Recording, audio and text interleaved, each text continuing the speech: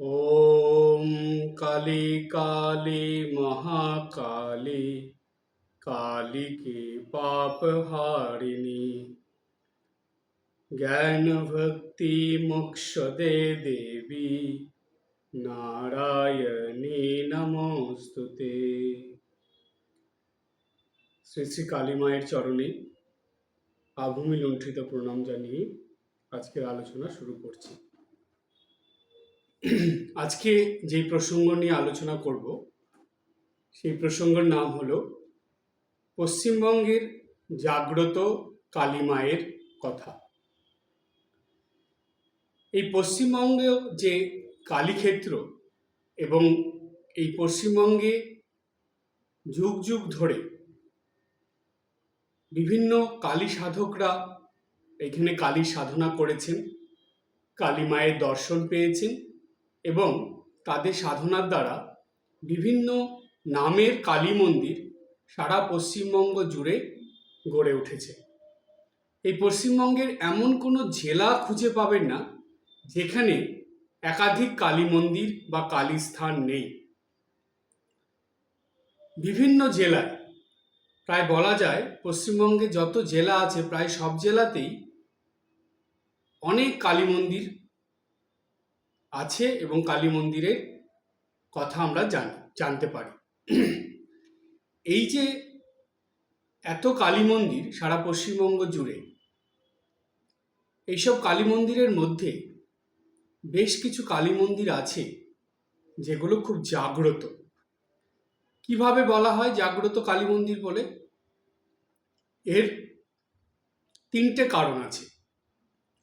যে কোনো কালী মন্দিরকে জাগ্রত বলার পিছনে এই তিনটে কারণ সবসময় মাথায় রাখতে হবে। প্রথম কারণ, সেই কালী মন্দির বা সেই কালী স্থান বা সেখানে কালী মূর্তি অনেক পুরনো হতে হবে।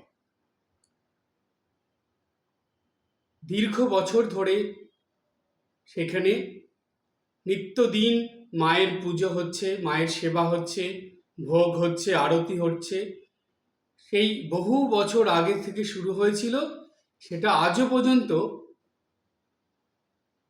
ক্রমাগত চলছে, কখনো বন্ধ হয়নি।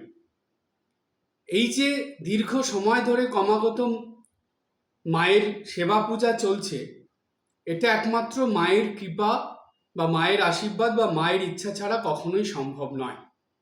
এরকম অনেক কালী মন্দির হয়েছিল কিন্তু যেগুলো পরে পরে আর থাকেনি, কারণ সেখানে মা বিরাজ করেননি। সুতরাং মায়ের ইচ্ছা ছাড়াতে তার পূজা তার সেবা সম্ভব নয়। তাই যেসব স্থানে দীর্ঘদিন ধরে নিত্য মায়ের পূজা, এমনকি বিশেষ বিশেষ দিনে বিশেষ উৎসব অনুষ্ঠান হচ্ছে, মায়ের সেবা হচ্ছে, ভোগ হচ্ছে, আরতি হচ্ছে এবং সেই সঙ্গে ওই মন্দিরকে কেন্দ্র করে বহু মানুষ মায়ের প্রসাদ পাচ্ছে, এইসব মন্দিরগুলোকে বলা হয় জাগ্রত মন্দির। এটা হলো একটা কারণ। দ্বিতীয় কারণ হলো ওই মন্দিরে জাতি ধর্ম বর্ণ নির্বিশেষে সর্বস্তরের মানুষ সেই মায়ের কাছে আসেন, মায়ের কাছে পূজা দেন, মায়ের কাছে বসেন। অর্থাৎ সেখানে এসেই যেন সেই মানুষদের মনে একটা আলাদা আনন্দ, একটা আলাদা অনুভূতি হয়। এর কারণ আমরা পাই শ্রীরামকৃষ্ণ কথামৃত গ্রন্থে। ঠাকুর শ্রীরামকৃষ্ণদেব একটা খুব দারুণ কথা বলেছিলেন যে যেসব স্থানে, সে ধর্মীয় স্থান হোক বা মন্দির হোক, যেখানেই হোক, যেসব স্থানে ভক্ত মানুষরা দীর্ঘদিন ধরে সেখানে গিয়ে ঈশ্বরের কাছে প্রার্থনা করে বা সেই দেবতা বা দেবীর কাছে প্রার্থনা করে, তাদের নাম জপ করে, পূজা দেয়, পূজা করে, অর্থাৎ এই ভক্তদের মনের এই ভক্তিভাবের ফলে সেখানে একটা জমাট বাঁধা ভক্তির ভাব সৃষ্টি হয়ে থাকে। আর ওই ভাবের মধ্যে যেই মানুষই যাবে তার মনে সেই ভক্তিভাব, সেই আনন্দের ভাব ফুটে ওঠে। সেই মানুষ বুঝতে পারে, তার মনে একটা আলাদা পরিবর্তন আসে। আমি আপনাদের খুব প্র্যাকটিক্যাল একটা অভিজ্ঞতার কথা বলছি। আমি তখন বেলুড় মঠে ছিলাম। তো বেলুড় মঠে আপনারা তো জানেন যে শনিবার রবিবার করে, বিশেষ করে এই রবিবারে প্রচুর ভক্তরা আসে, সকাল থেকে সন্ধে বিকেল পর্যন্ত। তো এই যে ভক্তদের আনাগোনা চলতে থাকে, অনেক ভক্ত আছে যারা বেলুড় মঠে আসে, এসে হয়তো গঙ্গার ধারে বসে সময় কাটিয়ে যায় বা বুক স্টলে যায়, কোথাও গেল, তারা হয়তো মন্দিরের ভিতরে প্রবেশ করে না।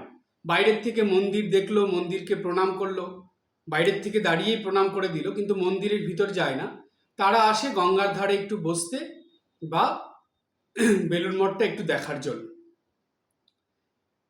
তো এই রকম কিছু ভক্ত, কয়েকজন তারা এসেছিল। তো তারা যখন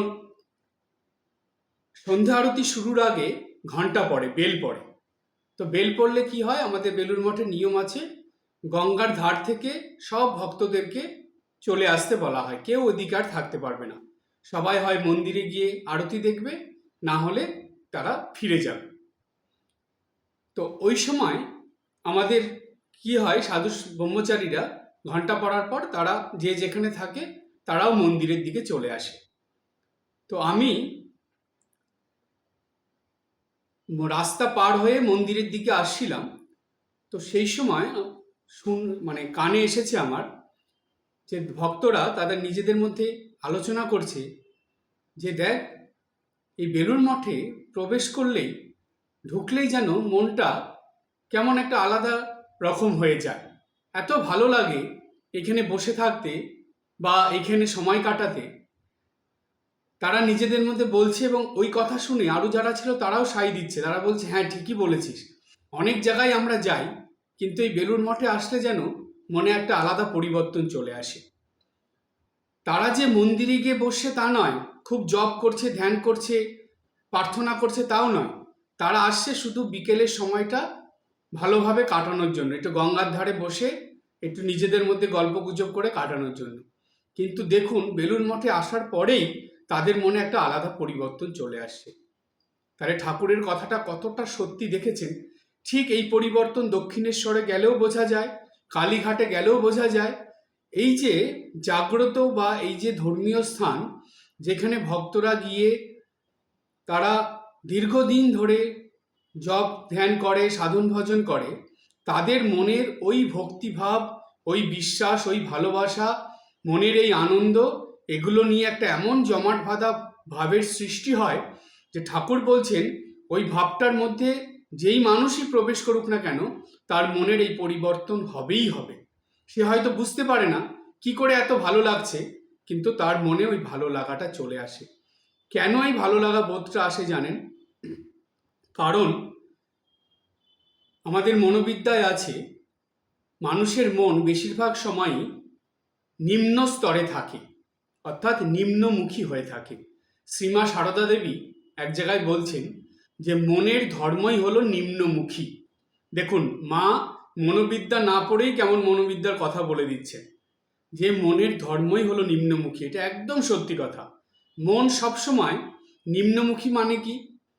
আপনারা ভাববেন যে মহারাজ এই নিম্নমুখী অর্থটা কি? তাহলে কি খারাপের দিকে যাওয়া? না, এটাও যদি ভেবে থাকেন এটা ভুল ভাবনা।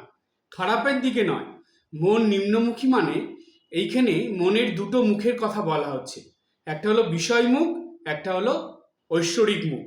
মানে একটা জাগতিক বিষয়ের দিকে, ধন সম্পত্তি, বিষয় আশয়, এই জাগতিক এই লোভ লালসা প্রলোভন, এই দিকে মনের যখন গতি থাকে, মনের এই গতিটাকে বলা হয় নিম্নমুখী গতি।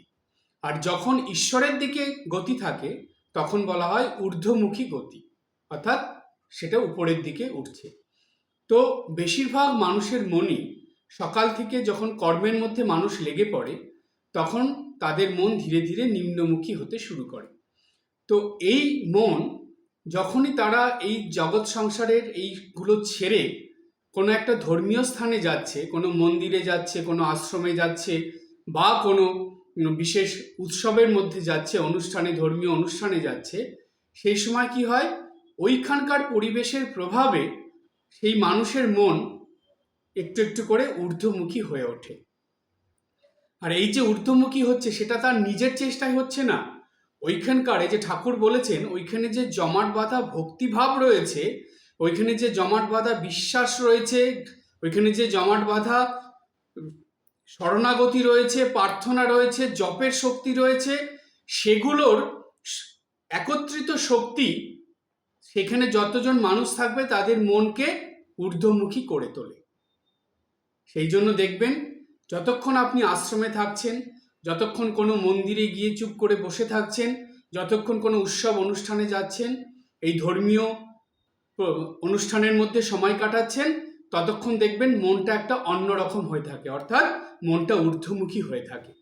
এবার সেইখান থেকে যখন আপনি ফিরে আসেন, এর রেশ কিন্তু কিছুক্ষণ থাকে মনের ভিতরে। তারপরে ধীরে ধীরে আবার মন এই যা বিষয়মুখী হতে শুরু করে, তখন মন আবার নিম্নমুখী হয়ে যায়। সেই কারণে ঠাকুর একটা খুব সুন্দর কথা বলেছেন, কথামৃতে আছে। ঠাকুর বলছেন, এই মন্দিরে, আশ্রমে, ধর্মীয় উৎসব অনুষ্ঠানে গেলে সেখান থেকে ফিরে আসার পর কখনো কথা কাটাকাটি, ঝগড়াঝাটি, মনোমালিন্য, রাগারাগি, তারপরে হিংসা বিদ্বেষ করা, পরনিন্দা পরচর্চা করা, অপরের দোষ দেখা, এগুলো একদম করতে নেই। যদি করলেন, সঙ্গে সঙ্গে মনের ওই উচ্চভাব, ভক্তিভাব, যেটা শুভ ভাব, সেটা নষ্ট হয়ে যায়, সঙ্গে সঙ্গে নষ্ট হয়ে যায়, আর মন সঙ্গে সঙ্গে ঊর্ধ্ব থেকে নিম্নমুখী হয়ে যায়। দেখুন কত প্র্যাকটিক্যাল, কত মানে গভীরের কথা সহজভাবে ঠাকুর মা আমাদেরকে বলে গেছে। এই কথাগুলো আমাদের কাছে খুব সহজ মনে হয়, ও ঠাকুর এরকম বলেছেন, কিন্তু এর গভীরতা দেখুন, যে কতটা সাবধান বাণী তারা দিয়ে গেছে। সেই জন্য এই যে পুরনো মন্দিরগুলো, এই মন্দিরগুলো দীর্ঘদিন ধরে পূজা পাঠের ফলে, ভক্তদের প্রার্থনা জপের ফলে, ভক্তদের সাধন ভজনের ফলে এই পুরনো মন্দিরগুলো জাগ্রত হয়ে ওঠে। এটা হলো 2 নম্বর। আর 3 নম্বর পয়েন্ট কি?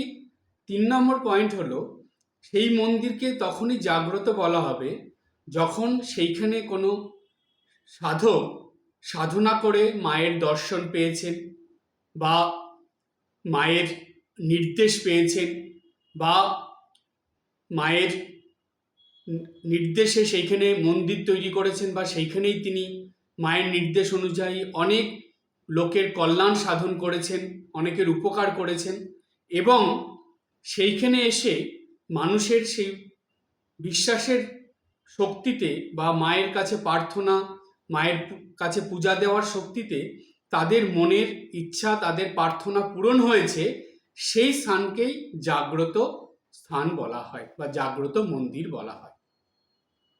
সুতরাং এই 3টে পয়েন্ট মাথায় রাখতে হবে, যে কোনো মন্দিরকে আমরা জাগ্রত মন্দির বলতে পারি না। এই 3টে জিনিস যদি মিলে যায়, তাহলে আপনি নিঃসন্দেহে বলতে পারেন সেটা একটা জাগ্রত মন্দির বা জাগ্রত স্থান। একটা কথা আছে, বিশ্বাসে মিলায় বস্তু, তর্কে বহুদূর। এই জাগ্রত স্থানগুলো, এগুলো মানুষের মুখে মুখে প্রচার হয়েছে। এটা ইদানিং প্রচার হয়নি। কিছু আছে যারা ইদানিং নতুন মন্দির করে এটা কিছু একটা অন্যরকম করে সেই মন্দিরের প্রচারের জন্য তারা বিভিন্ন রকম কথা ভক্তদের মাধ্যমে মানুষের মধ্যে ছড়িয়ে দেয়। আবার দেখা যায় কিছুদিন পর সেগুলো যে ভুলভাল কিছু করছে বা নকল কিছু করছে, সেগুলো ধরাও পড়ে যায় এবং সেটার মাহাত্ম্য নষ্ট হয়ে যায়। সুতরাং ইদানিং যেগুলো হচ্ছে সেগুলোর কথা আমি বলছি না, বা সেগুলোর মধ্যে আপনারা যাবেনও না। আমি বলছি পুরনো মন্দিরগুলোর কথা, যেই মন্দিরগুলো লোকে বিভিন্ন রকমভাবে লোকমুখে এটা ছড়িয়ে পড়েছে। আজ থেকে বহু বছর ধরে এই কথা প্রচলন আছে যে এই মন্দিরগুলো হলো জাগ্রত মন্দির। কেন? মানুষ সেইখানে গিয়ে বিভিন্ন রকমভাবে উপকার পেয়েছে, তাদের জীবনের সমস্যার সমাধান হয়েছে, তাদের জীবনে সুখ শান্তি আনন্দ ফিরে এসেছে, তারা মার কাছে যেটা প্রার্থনা করেছে মা সেটা পূরণ করে দিয়েছে। এই রকম ভক্তি, বিশ্বাস, ভালোবাসা সেটা মায়ের প্রতি থেকে মানুষের মুখে মুখে ক্রমাগত প্রচারিত হয়ে সেই মন্দির জাগ্রত মন্দিরের নাম পেয়েছে। বহু বছর ধরে এটা হয়েছে, 1-2 বছরের ধরে এটা হয়নি। সেই জন্য এই পর্যবেক্ষণের দ্বারা এই মন্দিরগুলোকে জাগ্রত মন্দির বলা হয়। ঠিক পশ্চিমবঙ্গে এই রকম যত মন্দির আছে তার মধ্যে সবথেকে পুরনো মন্দির শিব মন্দির এবং কালী মন্দির, এই দুটো পাওয়া যায় দেখবেন। তার সঙ্গে বিষ্ণু মন্দিরও আছে, বিষ্ণু মন্দির, শিব মন্দির, কালী মন্দির। তবে কালী মন্দিরের সংখ্যা সবথেকে বেশি এবং কালী ভক্ত পশ্চিমবঙ্গে সবথেকে বেশি। আর কালী মন্দিরের এই পুরনো কালী মন্দির প্রচুর আছে, কিন্তু সব পুরনো কালী মন্দির যে জাগ্রত মন্দির তা নয়। তাই আমরা এই আলোচনার মধ্যে শুধু জাগ্রত কালী মন্দিরগুলোর কথাই আলোচনা করব, সব কালী মন্দিরের কথা আলোচনার মধ্যে আমরা যাব না। আজকে যেই জাগ্রত কালী মন্দিরের কথা আলোচনা করব সেই কালী মন্দিরটার নাম হলো ভবানী পাঠকের কালী মন্দির।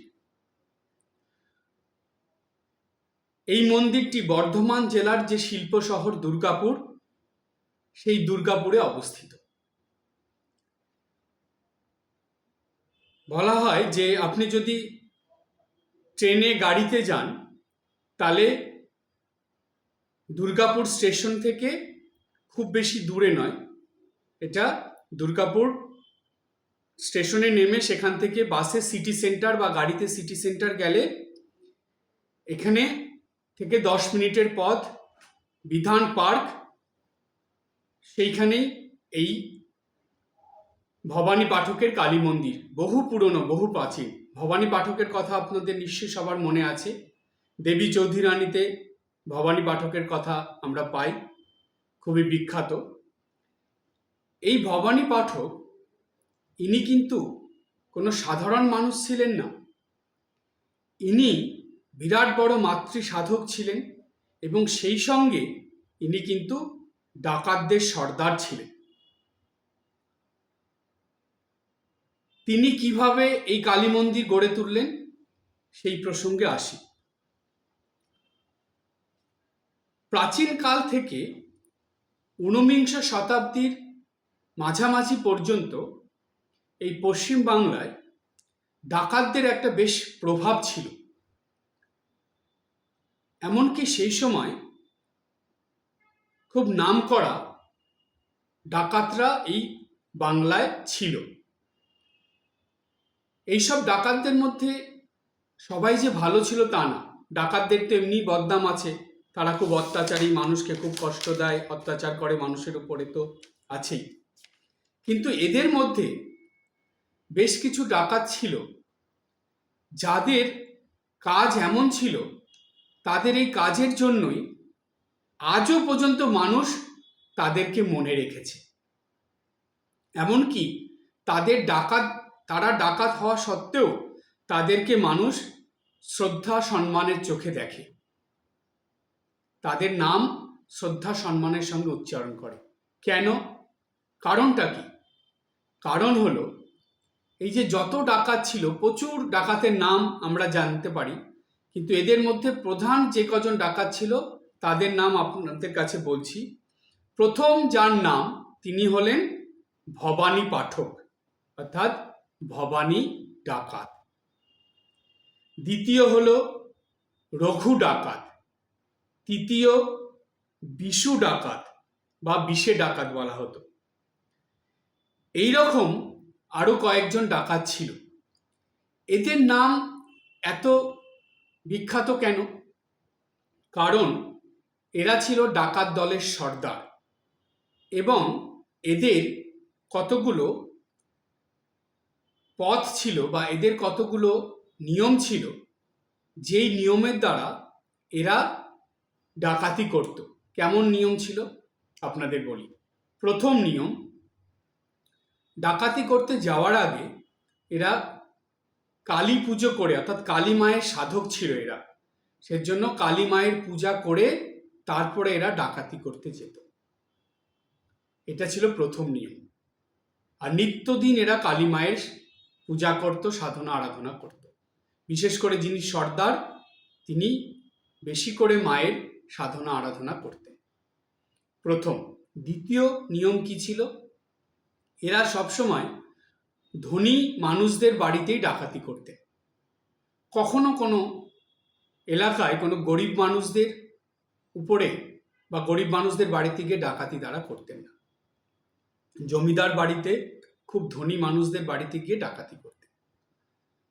তৃতীয়, এরা ডাকাতি করতে গিয়ে কখনো মায়েদের উপর অর্থাৎ মহিলাদের উপর, বয়স্ক মানুষদের উপর এবং ছোট বাচ্চাদের উপর কখনো অত্যাচার করতেন না, কখনো তাদেরকে আঘাত করতেন না, কখনো তাদের কোনো ক্ষতি করতেন না।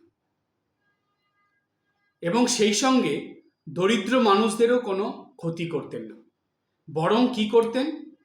এটা হলো 3 নম্বর পয়েন্ট ছিল তাদের, যে তারা ধনী মানুষদের কাছ থেকে যা ডাকাতি করে বা লুট করে নিয়ে আসতেন তার 25 ভাগ নিজেদের কাছে রেখে 75 ভাগ গরিব মানুষদের মধ্যে বিলিয়ে দিতেন।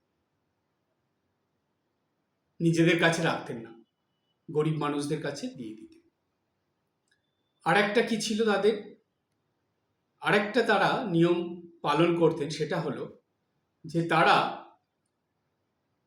কখনো নরবলি দিতেন না। অন্যান্য ডাকাতদের ইয়েতে পাওয়া যায় যে তারা মায়ের কাছে নরবলি দিয়ে দিত এবং খুব উচ্ছৃঙ্খলভাবে জীবনযাপন করত। কিন্তু এই যে সর্দার যারা ছিল, ভবানী সর্দার, রঘু সর্দার, বিশু সর্দার, এরা সর্দার হওয়ার পরে ডাকাত দলের নিয়মই ছিল যে না, নরবলি দেওয়া হবে না। আর কোনো মানুষকে খুব অসুবিধা না হলে তাকে একেবারে মেরে ফেলবো না আমরা। তারা কি করতেন? হয়তো লাঠি দিয়ে মারলেন বা হাত মুখ বেঁধে পা বেঁধে ফেলে দিয়ে আসলেন, কিন্তু তাদের একেবারে হত্যা করে বা নিহত করে মেরে ফেলতেন না তাদেরকে। তো সুতরাং এইগুলো তারা পালন করতেন। তো এই যে গরিব মানুষদের, আর 5 নম্বর ছিল এই ডাকাতদের সর্দারের কাছে এসে বা ডাকাত দলের কাছে এসে কোনো মানুষ যদি কোনো সাহায্য চাইতো, কোনো দরিদ্র মানুষ, গরিব মানুষ, কোনো মহিলা বা কোনো বয়স্ক মানুষ যদি কোনো সাহায্য চাইতো, এই ডাকাতরা কখনো তাদেরকে ফেরাতেন না, কখনো না করতেন না তাদেরকে। তো এদের মধ্যে সবার আগে যেই ডাকাত সর্দারের নাম নেওয়া হয় তিনি হলেন ভবানী পাঠক বা ভবানী ডাকাত। এই ভবানী ডাকাত ইনি শুধু যে বীর সাহসী ডাকাত সর্দার ছিলেন তা না, তিনি যেখানে তার এই মন্দির ছিল, কালী মায়ের মন্দির, তিনি মায়ের সাধনা আরাধনা করতেন, সেখানে তার একটা গুপ্ত ঘর ছিল, যেটা এখনো দুর্গাপুরে দেখতে দেয় কিনা জানি না, কিন্তু এখনো সেটা আছে। সেইখানে, এটা হলো পাতালে বলে, আন্ডারগ্রাউন্ড বলে না, সেটা বাইরের থেকে দেখা যায় না, ভেতরে একটা ঘর ছিল যেখানে তিনি এই ডাকাতদের ডাকাতির প্রশিক্ষণ দিতেন। কিভাবে লাঠি চালাতে হবে, মানে ডাকাতি করতে গেলে অনেক রকম পদ্ধতি, অনেক রকম উপায় অবলম্বন করে চলতে হয়, সেগুলো সব তিনি শেখাতেন। এবং দেবী চৌধুরানীর কথা যে আমরা পাই, তাকেও এই ভবানী পাঠক, তিনিও এই ডাকাতির এই কলা কৌশলগুলো শিখিয়েছিলেন। সেই জন্যই আর সেইখানে তিনি এই বীরত্বের, সাহসের শিক্ষাও দিতেন। আর সব থেকে বড় কথা, তার শিক্ষার মধ্যে এটা ছিল যে নিত্যদিন এই মায়ের কাছে এসে মায়ের আরাধনা করতে হবে, কালী মায়ের কাছে এসে প্রণাম করা, প্রার্থনা করা, মায়ের পূজা হলে সেখানে থাকা, অর্থাৎ মায়ের প্রতি ভক্তি, বিশ্বাস, ভালোবাসা রেখে তারপরে এই কাজ করতে হবে। সুতরাং এতটা তার নিষ্ঠা ভক্তি ছিল। আর এই ভবানী পাঠক ডাকাত সর্দার থেকেও বেশি কালী সাধক বলে পরিচিত হয়েছিলেন। কেন? তিনি একটা সময় আর ডাকাতি করতে যেতেন না, তিনি কালী মায়ের সাধনা আরাধনার মধ্যেই বেশি সময় কাটাতেন। তাই এই যে মন্দির দুর্গাপুরে ভবানী পাঠকের কালী মন্দির, সেটা আপনারা যারা দুর্গাপুরে আছেন তারা তো দেখেছেন, যারা দেখেননি দুর্গাপুরে গেলে অবশ্যই এই মন্দির দর্শন করে আসবেন। এটা খুব জাগ্রত কালী মন্দির। কেন? বহু বছর ধরে, সেই আজ থেকে কত বছর আগেকার কথা বলছি, দেখুন ভবানী পাঠকের সময় তার নিজের হাতে করা, সেটা কিন্তু আজও পর্যন্ত সেইভাবে চলছে। সেখানে মায়ের সাধনা আরাধনা, মায়ের পূজা ভোগ সবকিছুই এখানে চলছে। মায়ের মূর্তিটাও খুব সুন্দর। গর্ভগৃহে শ্বেত পাথরের বেদির উপর প্রায় 4 ফুট উঁচু কোষ্ঠী পাথরের বসন পরিহিত দণ্ডায়মান মূর্তি। 4টি হাতের মধ্যে উপরের হাত দুটি কেবল দৃশ্যমান, অর্থাৎ উপরের হাত দুটি দেখা যায়। এক হাতে রয়েছে খড়গ এবং অপর হাতে অভয় মুদ্রা। মাথার মানে উপরে আছে, মানে মাথার মধ্যে আছে রূপার চূড়া, গলায় জবা ফুলের মালা, আর ডাকিনী যোগিনী মায়ের দুই পাশে আছে। দুটো মূর্তি দুপাশে খড়গ নিয়ে দাঁড়িয়ে আছে। এই যে কালীমা, এই মূর্তিটার নাম হলো, প্রত্যেকটা কালী মূর্তিরই তো একটা করে নাম থাকে।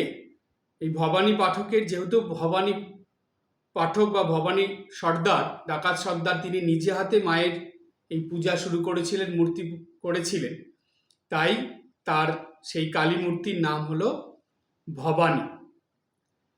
তো এই যে মূর্তি, মা ভবানীর হাতে যে নরমুণ্ড থেকে ঝরে পড়া রুধির পান করছে শ্রীগাল। নিত্য পূজা ছাড়াও এখানে কি হয়, নিত্য পূজা তো হয়ই, এবং অমাবস্যাতে বেশ সাড়ম্বরে পূজা করা হয়। আর সে সময় বহু মানুষ এই মন্দিরে উপস্থিত থাকেন, প্রসাদ গ্রহণ করেন। এখানে জানা যায় যে এই ভবানী পাঠকের যে পূজিত বেদি, সেটা কিন্তু এখন আর নেই। তবে সেই যে মূর্তি, যেই মূর্তিতে ভবানী পাঠক পূজা করতেন, সেই মূর্তিটাও নেই। কিন্তু যেখানে এই যে স্থানটা, যেই স্থানে মাকে প্রতিষ্ঠিত করে ভবানী পাঠক পূজা করেছিলেন, মায়ের কে জাগ্রত করে তুলেছিলেন তার ভক্তি বিশ্বাস ভালোবাসা সাধনার দ্বারা, ঠিক সেখানেই কিন্তু আবার বেদি করে মায়ের মূর্তি প্রতিষ্ঠিত হয়েছে। তাই বলা হয় এখানে মা ভবানী অর্থাৎ এই কালী মা ভীষণ জাগ্রত। বলছে মন্দিরের পিছনে অনেকখানি জায়গা আছে, সেখানে একটা আশ্রমের মতন আছে, আর বহু মানুষ সেখানে যায়, যে মাঝে মাঝে সেখানে উৎসব অনুষ্ঠানে হয়, অনেক মানুষ গিয়ে প্রসাদ পায়। একটা পুকুরও আছে সেইখানে জানা যায়। আর সেখানে একটা পুকুরের পাড়ে একটা অনেক পুরনো সে বট গাছ আছে, মনে হয় সেটা সেই ভবানী পাঠকের সময়কার। বহু প্রাচীন একটা বট গাছ সেখানে আছে। সেই বট গাছটাকে দেখেও যেন একটা আলাদা ভাব আসে মনে, যেন মনে হয় যে কোনো একটা প্রাচীন যুগের ঋষি সেখানে বসে আছেন, ধ্যানস্থ হয়ে আছেন। আর এই মন্দিরের কিছু দূরে একটা পাতাল গৃহ আছে, সেটা হলো গুপ্ত কক্ষ। শোনা যায় সেখানে নাকি ভবানী পাঠক এই স্বদেশীদের লাঠি খেলা, শরীর চর্চা, গীতা পাঠ, এগুলো সব প্রশিক্ষণ দিতেন। কারণ সেই সময় তো বিদেশিদের হাতে আমাদের দেশ চলে গিয়েছিল, তো স্বদেশী আন্দোলন শুরু হয়েছিল। তো ভবানী পাঠক কিন্তু সেই স্বদেশীদের এই আন্দোলন করার জন্য যেরকম সাহস, শক্তি, মনোবলের দরকার, সেই শিক্ষাও, সেই প্রশিক্ষণও কিন্তু দিয়েছিলেন। তাই এই যে প্রশিক্ষণ চলছিল সেইখানে আমরা পাই যে দেবী চৌধুরানীও কিন্তু এই গৃহেতে, এই যে গুপ্ত গৃহ, এইখানেই তিনি প্রশিক্ষণ নিয়েছেন বলে জানা যায়, বা এটাই কথিত আছে। সুতরাং এটা খুব ঐতিহাসিকভাবেও গুরুত্বপূর্ণ এবং জাগ্রত কালী মন্দির বলেও এটা বহুল পরিচিত একটা মন্দির, দুর্গাপুরের ভবানী পাঠকের কালী মন্দির। আপনারা অবশ্যই যাবেন, যদি পারেন শনি মঙ্গলবার করে গিয়ে মার কাছে একটু প্রণাম করে প্রার্থনা করে পূজা দিয়ে আসবেন এবং একটু মায়ের কাছে গিয়ে একটু বসবেন। দেখুন, একজন ডাকাতের সর্দার হয়েও তিনি এই মাতৃ সাধনা আরাধনার জন্য যেমন মাকে জাগিয়ে তুলেছিলেন, তেমনি তিনি সবার কাছেই একজন শ্রদ্ধা সম্মানের মানুষ হিসাবে পরিচিত হয়ে আছেন। তাই এই ভবানী পাঠকের নির্মিত মা ভবানীর কালী মন্দির একটা জাগ্রত মন্দির। এই যে কালীর কথা বলা হলো এখানে, যে মা ভবানী, এই কালী আদতের ইনি এই মা হলেন ডাকাত কালী মা, এই নামেই প্রসিদ্ধ বা এই নামই বলা হয় যে ডাকাত কালী। কিন্তু ডাকাত কালী তো বললে হবে না, ডাকাত কালীর তো একটা নাম থাকবে, তাই মা ভবানী বলা হয়। আপনারা শুনলে অবাক হয়ে যাবেন, আমাদের এই পশ্চিমবঙ্গে অনেক কটা ডাকাত কালীর কথা জানা যায়।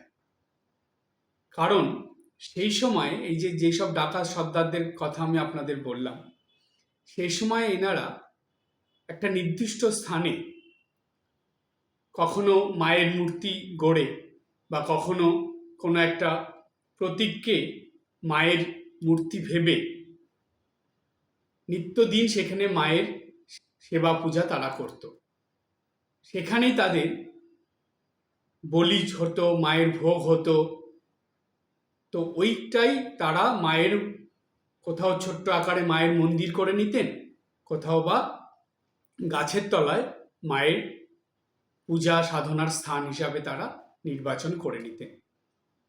তো এইভাবে অনেক ডাকাত কালী আমাদের পশ্চিমবাংলায় বিভিন্ন জায়গায় আছে। তো তার মধ্যে এই নাম করা একটা ডাকাত কালীর কথা আপনাদের বললাম, যেটা ভবানী পাঠকের মা ভবানী কালী মা। এবার আর একটা দ্বিতীয় ডাকাত কালীর কথা বলবো। এই ডাকাত কালী, এটা শুনলে আপনারা অবাক হয়ে যাবেন, ইনার যে জাগরণ বা ইনার যে ব্যাপ্তি বিস্তৃতি বা ইনার যে নাম ছড়িয়ে পড়েছে চারিদিকে, সেটা একটা ঘটনার পরিপ্রেক্ষিতে হয়েছে। প্রথমে বলি এই মন্দিরটা কোথায়। এই মন্দিরটা হলো হুগলি জেলার আরামবাগ অঞ্চলে। এই মায়ের মন্দির কলকাতার আরামবাগ যে সড়ক পথ আছে, সেইখানে মায়াপুর বলে একটা জায়গা আছে, সেখান থেকে খুব কাছে এই মন্দিরটি। বলা হচ্ছে যে মায়াপুর রেল স্টেশন যে আছে, স্টেশন থেকে এই মন্দিরটি খুব কাছে, এমনকি স্টেশনে দাঁড়িয়ে এই মন্দিরের চূড়াও দেখা যায়, মানে মন্দিরকে কিছুটা দেখা যায়, এতটাই কাছে। এই মন্দিরের ঘটনাটা কি, যার জন্য এই মন্দিরটা এত বিখ্যাত হয়ে উঠেছে? বলছেন যে ঠাকুর শ্রী রামকৃষ্ণদেব খুব অসুস্থ হয়ে পড়েছিলেন দক্ষিণেশ্বর। তো সেই খবর শুনে মা সারদা দেবী তার স্বামীর কাছে যাওয়ার খুব ইচ্ছে হয়েছে। মা তখন ছিলেন কামারপুকুরে। জয়রামবাটি, কামারপুকুর, কামারপুকুর থেকে আরামবাগ, আরামবাগ থেকে তারকেশ্বর। কামারপুকুর থেকে আরামবাগে যে দূরত্ব, সেটা ছিল 8 কিলোমিটার। পায়ে হেঁটে আসতে হতো। আরামবাগে এসে এখানে চটি ছিল, অর্থাৎ বিশ্রামের জায়গা, সেখানে বিশ্রাম করে তখনকার দিনের মানুষরা আবার সেখান থেকে পায়ে হেঁটে চলে যেত তারকেশ্বরে। তারকেশ্বরে যাওয়ার মাঝে একটা খুব নামকরা মাঠ ছিল, যেটার নাম ছিল তেলো ভেলোর মাঠ। এই তেলো ভেলোর মাঠটা এত নামকরা কেন ছিল, আর এটার নাম তেলো ভেলোর মাঠ কেন হলো? বলছি এইখানে দুটো গ্রাম ছিল পাশাপাশি, একটা গ্রামের নাম তেলো আর একটা গ্রামের নাম ভেলো। এই দুটো গ্রামের মাঝে এই মাঠটা ছিল। আর এই গ্রামে যেসব মানুষরা বাস করত, তারা সারাদিন যা কাজ টাজ টুকটাক যাই করত, সন্ধ্যার পরেই এরা সেই মাঠের ধারে অপেক্ষা করত, যখনই এই মাঠের মধ্যে দিয়ে কোনো মানুষ যেত, কারণ ওইটাই তো পথ ছিল কলকাতা যাওয়ার। জয়রামবাটি কামারপুকুর থেকে মানুষ আরামবাগ হয়ে ওই তেলেভেলোর মাঠ পার হয়ে তারকেশ্বর যেত, তারকেশ্বর থেকে তারপরে তারা কলকাতায় যেত। তো তারকেশ্বর পর্যন্ত হেঁটে যেতে হতো। যারা খুব ধনী ব্যক্তি ছিল তারা গরুর গাড়ি করে যেত। তো এই তেলেভেলোর মাঠে যখনই এটা প্রচার হয়ে গিয়েছিল যে এখানে ডাকাতদের উৎপাত, তাই সন্ধ্যার আগেই সবাই সেই মাঠ পার করে নিত। সন্ধ্যার পরে কেউ আর ওই মাঠের ধারের পাশ দিয়ে যেত না। যেই যেত, ডাকাতরা তাদেরকে ধরে তাদের কাছ থেকে যা পেত সব নিয়ে নিত। তাদের কিন্তু জানে মেরে ফেলতো না, অর্থাৎ তাদের একদম হত্যা করে ফেলে দিত সেরকম নয়। যা আছে সব দাও, সব দিয়ে তাকে নিঃস্ব করে পাঠিয়ে দিত। ঠিক এইরকমই যখন ঠাকুর অসুস্থ হয়ে পড়লেন, মার খুব ইচ্ছা হলো যাওয়ার। তো সুযোগ এসে গেল মায়ের কাছে যে কয়েকজন তারা যাচ্ছেন কলকাতায়, তাদের সঙ্গে মাও যাবে। যথারীতি কামারপুকুর থেকে রওনা হয়েছেন। মায়ের তো আর এতখানি হাঁটার অভ্যাস নেই, তো যাই হোক তাদের সঙ্গে মা হেঁটে হেঁটে এসেছেন।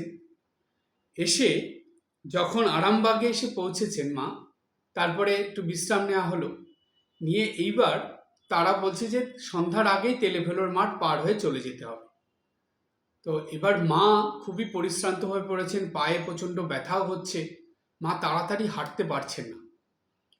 তো তারা বলছে, মাকে বলছে যে না তাড়াতাড়ি হেঁটে চলো, সন্ধ্যার আগে পার হতে হবে, তোমার জন্য আমরা বিপদে পড়বো, নানা রকম কথা বলছে। তারা খুব অসুবিধার মধ্যে পড়েছে মাকে নিয়ে।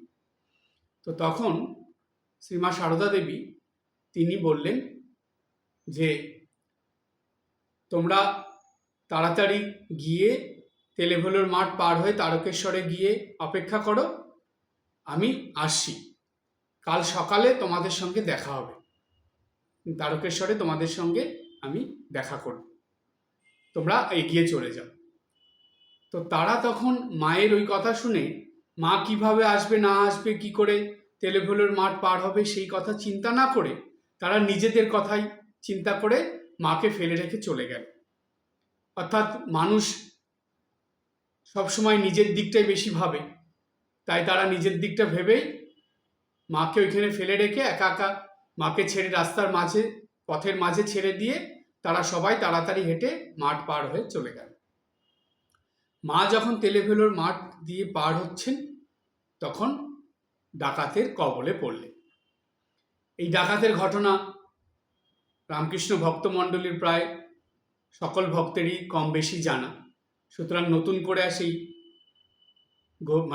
ঘটনার বর্ণনার মধ্যে যাচ্ছি না, শুধু এতটুকুই বলছি, সেইখানে ডাকাতদের সর্দার এবং তার স্ত্রী তার বউ সঙ্গে এসেছিল। মা সেখানে এমন কথা বলেছিলেন, এমন বুদ্ধি তিনি দেখিয়েছিলেন ওখানে। ঠাকুর বলছেন না যে ও খুব বুদ্ধিমতী, অর্থাৎ মায়ের সম্বন্ধে বলেছিলেন যে মা খুব বুদ্ধিমতী।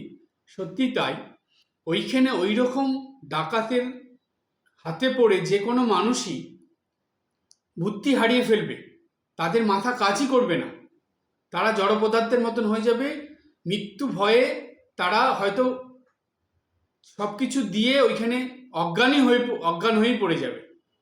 কিন্তু মা দেখুন কেমন শক্তিরূপিণী মা, সাহস তো অবলম্বন করলেনই, সেই সঙ্গে বুদ্ধিও কেমন ওইখানে অ্যাপ্লাই করলেন। এবং সেইখানে ওই ডাকাতকে এবং ডাকাতের যে বউ, তারা দুজনেই মাকে কালী রূপে দর্শন করল। একটা প্রশ্ন মনে আসে, দেখুন এই ঘটনা আমরা সবাই শুনি জানি, কিন্তু কখনো কি ভেবেছেন যে এই ডাকাত এবং ডাকাতের পত্নী তারা কি এমন ভাগ্য করেছিল যে তারা কালী মায়ের দর্শন পেল? সারদা মা তাদেরকে কালী রূপে দর্শন দিলেন। কি ছিল তাদের জীবনের এমন পুণ্যফল কি ছিল? স্বাভাবিক বা সাধারণ দৃষ্টিতে বিচার করলে তো তারা ডাকাত ছিল, তারা নির্দয় মানুষ, মানুষের উপর অত্যাচার করত, কষ্ট দিত মানুষকে নিঃস্ব করে দিত, অসুবিধায় ফেলত। কিন্তু তারপরেও তারা কালীর দর্শন কি করে পেয়ে গেল? কারণ এরা কালীর ভক্ত ছিল।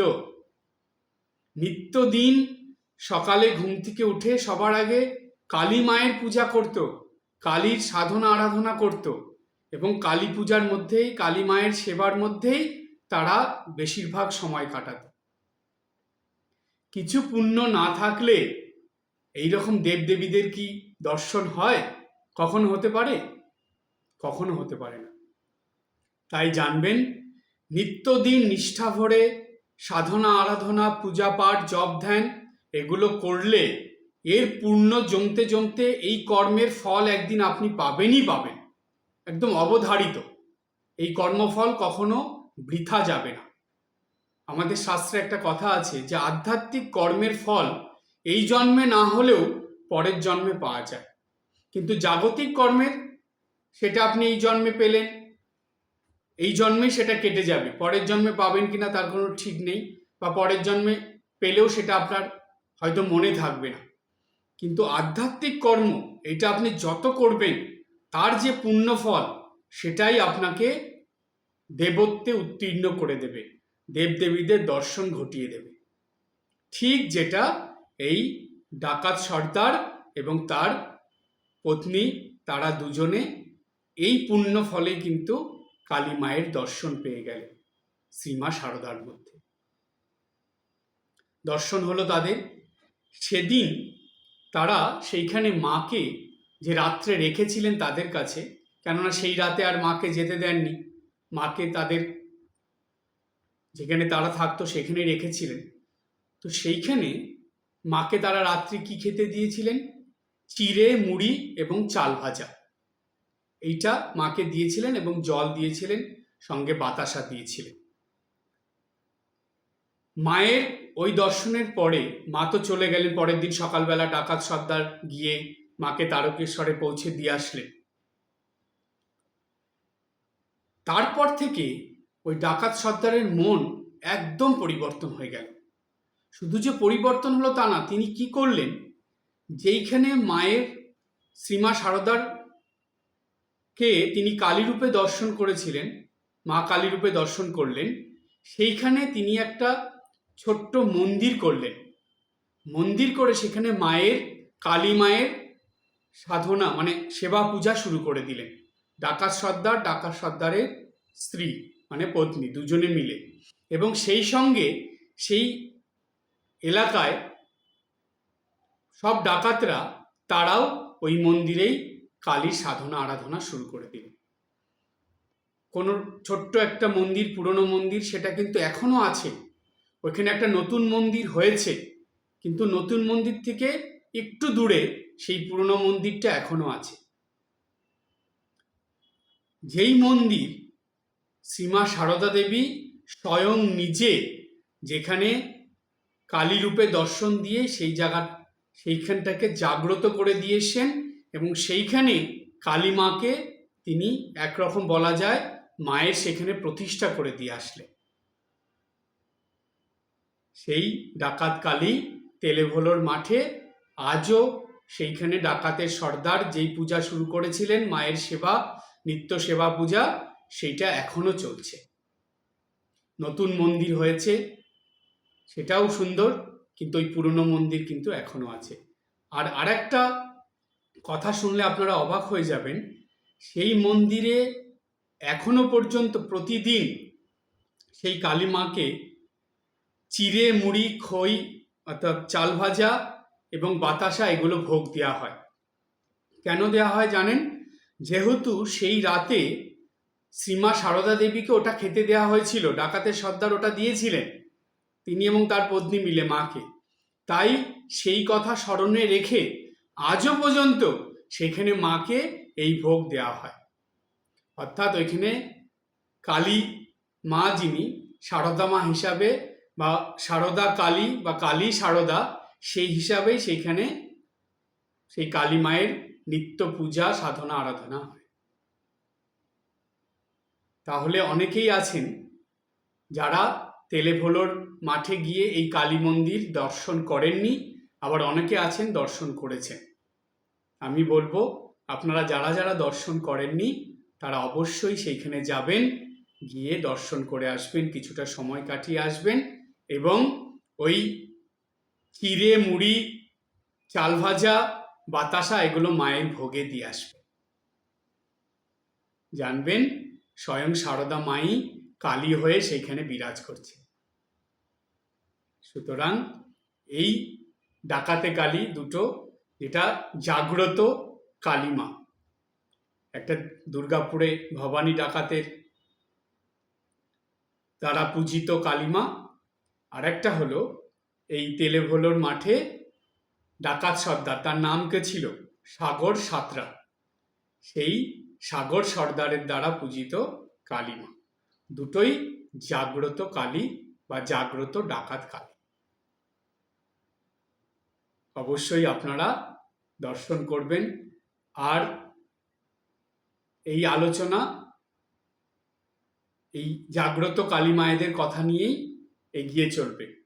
এর পরের আলোচনায় আবার জাগ্রত কালী মায়ের কথা বলবো। আজকে এই পর্যন্ত। সবাই ভালো থাকবেন, হাসি খুশি আনন্দে থাকবেন। ওম শান্তি শান্তি শান্তি। হরি ওম তৎসৎ। শ্রীরামকৃষ্ণার্পণমস্তু।